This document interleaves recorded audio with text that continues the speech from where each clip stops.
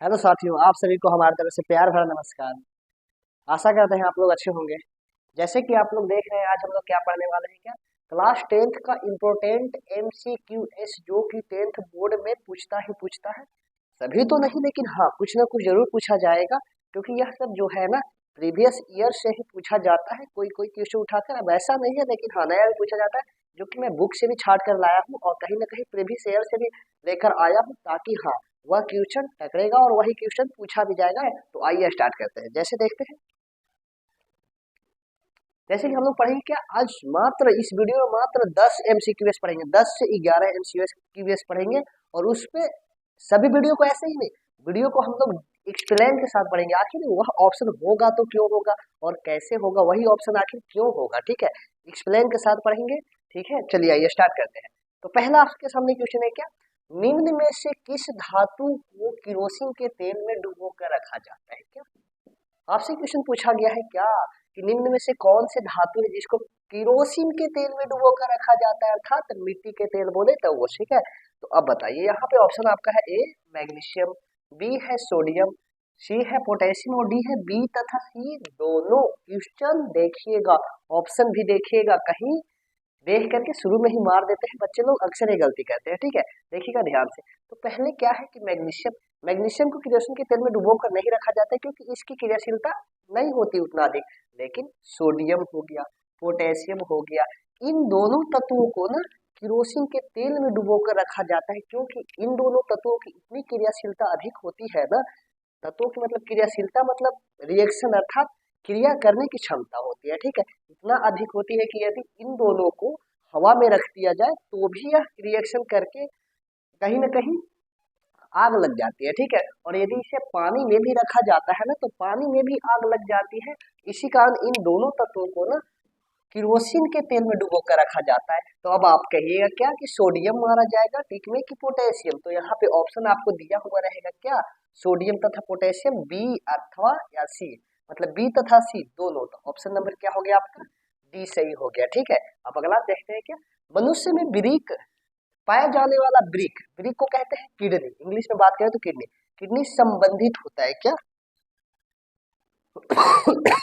Sorry, मनुष्य में जो ब्रिक पाया जाता है ना, नाम सुनेंगे ब्रिक, उसी को कहते हैं किडनी। किडनी किससे संबंधित होता है, परिवहन से संबंधित होता है, कि श्वसन से, कि उत्सर्जन से, कि सभी से संबंधित होता है। तो याद रखिएगा क्या, कि ब्रिक जो होता है ना,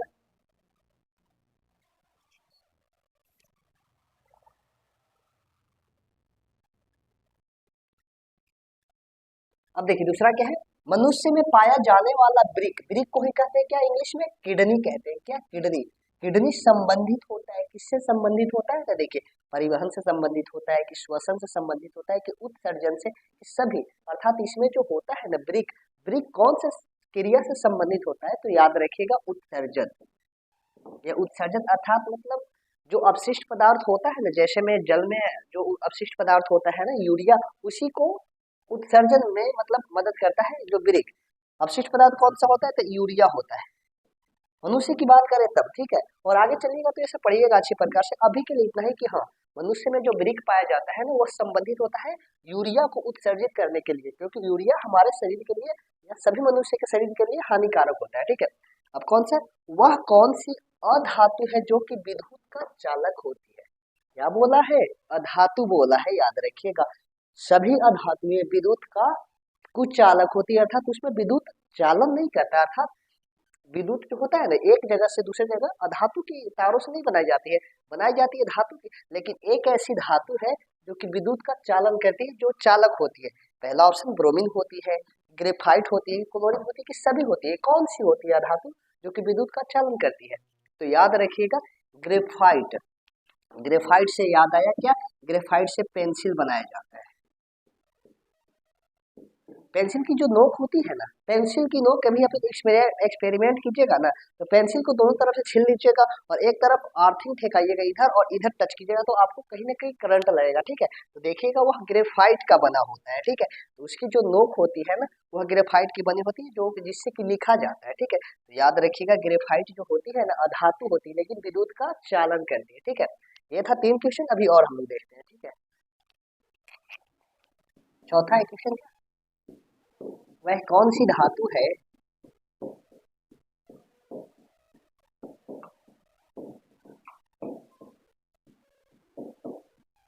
जो कि सर्वाधिक तन्य होती है?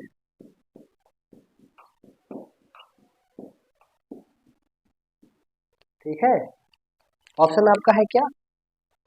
चांदी, बी है सोना। चलिए ऑप्शन क्या आपका क्या है? चांदी, सोना, सी हो गया पीतल,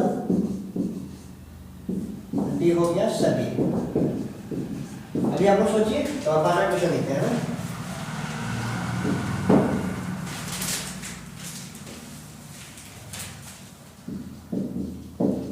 वादक में जाइलम एक उत्तक का नाम है ना, याद रखिएगा, उत्तक का नाम है जाइलम। जाइलम संबंधित होता है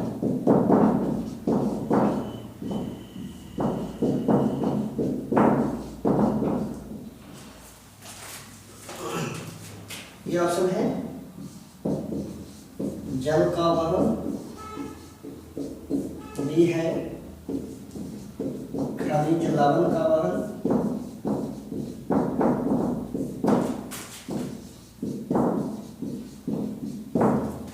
सी है आपका भोजन का वहन,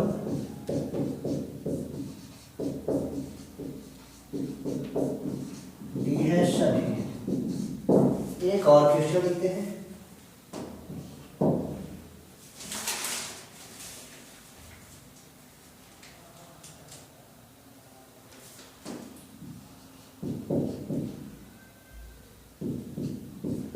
कौन सी धातु को हथेली पर रखने से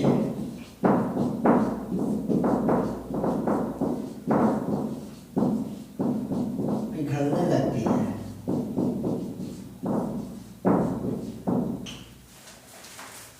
चलिए आपका ऑप्शन है क्या?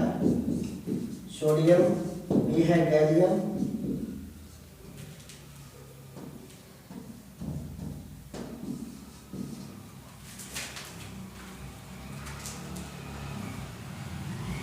सी है एल्यूमिनियम, डी है सभी। चलिए आपको सोडियम हो गया। स्टार्ट करते हैं क्या? वह बोल रहा है चौथा क्वेश्चन क्या था, क्या है वह कौन सी धातु है जो कि सर्वाधिक तन्य होती है? क्या वह कौन सी धातु है जिसको सर्वाधिक ताना जाता है, ज्यादा से ज्यादा तान करके लंबा बनाया जाता है? तो आपका ऑप्शन है क्या? चांदी, सोना, पीतल और ये सभी। कौन होगा? तो ऑप्शन नंबर आपका बी ऑप्शन सही होगा। अब बात है कि सोना जब तन्य है तो सोना को तार तो नहीं बनाया जाता, इतना महंगा धातु इसी कारण इसका नहीं बनाया जाता। ठीक है, अब इसके बाद आगे थे पादप में जाइलम। जाइलम एक उत्तक का नाम है, ठीक है, उत्तक। जाइलम एक उत्तक का नाम है, ठीक है। तो जाइलम उत्तक संबंधित होता है, किससे संबंधित होता है? आपका ऑप्शन में है जल का वहन के लिए, कि खनिज लवणों का वहन के लिए, कि भोजन का वहन के लिए, कि यहाँ पे चौथा आना चाहिए था क्या? ए तथा बी दोनों। ठीक है, ऑप्शन लिखिएगा क्या? जल का वहन के लिए, कि खनिज लवणों का वहन के लिए, कि भोजन का वहन के लिए, कि ए तथा बी जो कौन सा ऑप्शन सही होगा? तो याद रखिएगा क्या, जल जो होता है ना, जाइलम जल का वहन के लिए होता है। लेकिन बताइए जल में क्या सिर्फ जल होता है क्या? नहीं ना, जल में खनिज लवण भी पाए जाते हैं, जैसे सोडियम, पोटेशियम, मैग्नीशियम, जो हमारे बॉडी की आवश्यकता होती है ना, वो सब भी मिलता है। ठीक है, तो वही जल में जो होता है ना, सभी तत्व भी पाए जाते हैं जो हमारे बॉडी को चाहिए होता है। ठीक है, तो वो सब को क्या कहते हैं? खनिज लवण। तो कहीं ना कहीं पादप में पाया जाने वाला जल जाइलम जो होता है ना, जाइलम जल का भी वहन करता है, खनिज लवण का भी वहन करता है। तो ऑप्शन नंबर आपका कौन सा सही हो जाएगा? डी, ए तथा बी दोनों हो जाएगा। ठीक है, अब अगला क्वेश्चन छठा क्या? कौन सी धातु है जिसे हथेली पर रखने से वह पिघलने लगती है? वह कौन सी धातु है जिसे कहीं ना कहीं आप हथेली पर रखिएगा ना तो वह पिघलने लगती है? यहाँ आपका ऑप्शन है क्या? सोडियम, गैलियम, एल्यूमिनियम, की सभी। वह कौन सा धातु है जिसे हथेली पर रखने पर पिघलने लगती है? तो याद रखिएगा गैलियम। ठीक है, अब अगला क्वेश्चन करते हैं। 7वां क्वेश्चन है आपका, तांबा और जस्ता की मिश्र धातु को कहते हैं।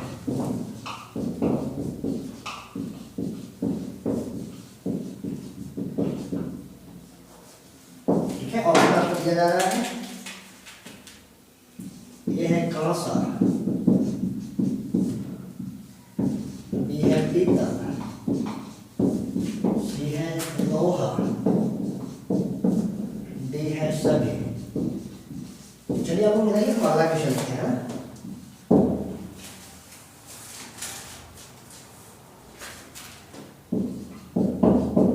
दो तंत्रिका के मध्य मिलने वाले खाली स्थान को कहते हैं।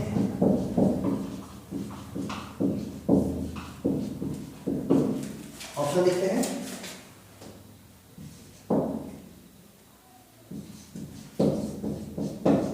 सिनैप्स, ये है सिनैप्टिक पुटिका,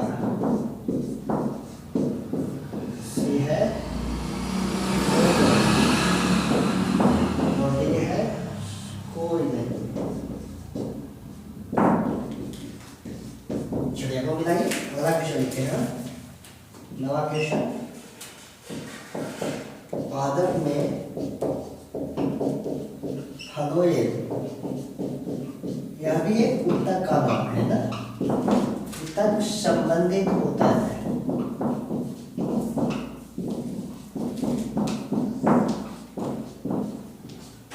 चलिए इसका ऑप्शन है क्या, फिर से वही चलते हैं, जल का वहन, बी है खनिज लवण, लवणों का वहन, सी है आपका भोजन का वहन, ये है आपका सभी। ठीक है, चलिए अब इसको देखते हैं क्या है। 7वां क्वेश्चन आपका क्या, तांबा और जस्ता की मिश्र धातु को कहते हैं। जैसे कि आप तांबा ले लिए और जस्ता ले लिए, जब दोनों को मिलाया जाता है ना, तो वह कौन सा धातु प्राप्त होता है, कांसा प्राप्त होता है कि पीतल प्राप्त होता है कि लोहा, सभी कौन से प्राप्त होता है। तो याद रखिएगा, यह क्वेश्चन बहुत बार पूछा गया है क्या, कि तांबा और जस्ता के मिश्र धातु को कहते हैं पीतल।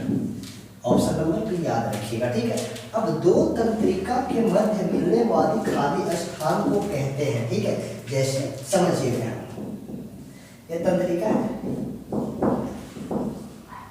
ये भी तंत्रिका है,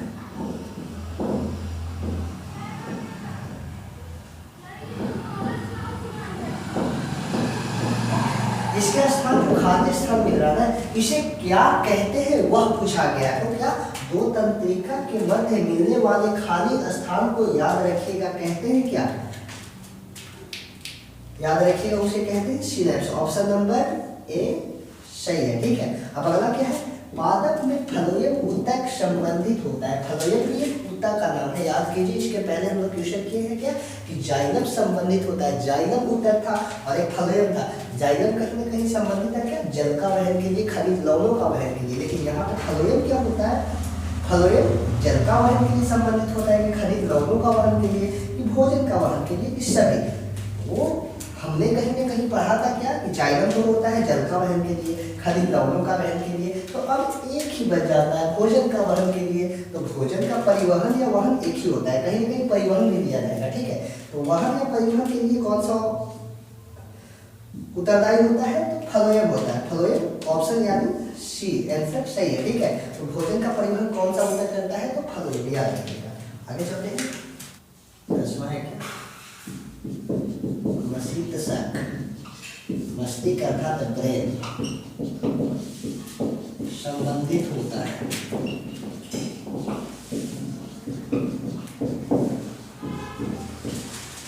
ऑप्शन है आपका ए श्वसन नियंत्रण के लिए, बी है हृदय स्पंदन,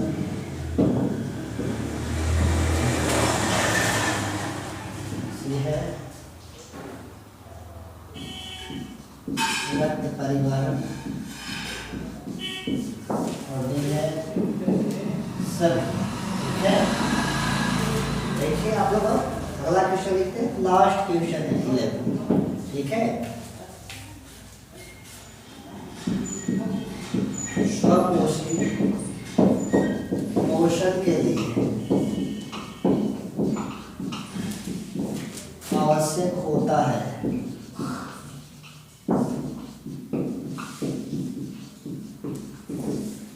देखते हैं कौन सा ऑप्शन है आपका। ए है CO2, बी है प्रकाश और सी है क्या क्लोरोफिल और डी है आपका सभी। ठीक है, अच्छा इसे कहते हैं आपका क्वेश्चन का सवाल है मस्तिष्क जो होता है ना ब्रेन किससे संबंधित होता है, यह पूछ रहा है हमसे। तो ब्रेन याद रखिएगा संबंधित होता है, श्वसन का भी नियंत्रण करता है, हृदय जो धड़कता है ना उसे भी नियंत्रण करता है और रक्त परिवहन को भी नियंत्रण करता है। अर्थात जब ब्रेन जो है ना ब्रेन पूरे बॉडी को कंट्रोल करता है, तो यह तो 3 ही दिया है, अर्थात इसमें ऑप्शन नंबर डी सही। ठीक है, अब अगला क्या है, स्वपोषी पोषण के लिए आवश्यक होता है क्या। जो स्वपोषी पोषण होता है अर्थात स्वपोषी जीव होते हैं, जैसे पेड़ पौधा हो गए, कुछ जीवाणु भी होते हैं, जो भी आगे पढ़िएगा आप लोग। ठीक है, तो क्या स्वपोषी पोषण के लिए आवश्यक होता है, क्या क्या आवश्यक होता है, कार्बन डाइऑक्साइड होता है, प्रकाश होता है, क्लोरोफिल होता है, ये सभी होता है। अर्थात स्वपोषी पोषण जो होता है ना किसकी उपस्थिति में होता है, तो याद रखिएगा कि कार्बन डाइऑक्साइड भी चाहिए होता है, प्रकाश भी चाहिए होता है, क्लोरोफिल भी चाहिए होता है। यह 3 बहुत ही महत्वपूर्ण है। ठीक है, यह 3 नहीं मिलेगा, यदि इन तीनों में से कोई एक भी नहीं मिलेगा ना तो प्रकाश संश्लेषण की क्रिया नहीं होगी और स्वपोषी पोषण नहीं हो पाएगा। इसी कारण तीनों बहुत ही महत्वपूर्ण होता है। तो इसमें भी ऑप्शन नंबर कौन सा सही हो गया, डी सही हो गया। ठीक है, तो आज के लिए इतना ही, फिर मिलते हैं नेक्स्ट वीडियो में। यदि वीडियो अच्छा लगा हो तो शेयर जरूर कीजिएगा।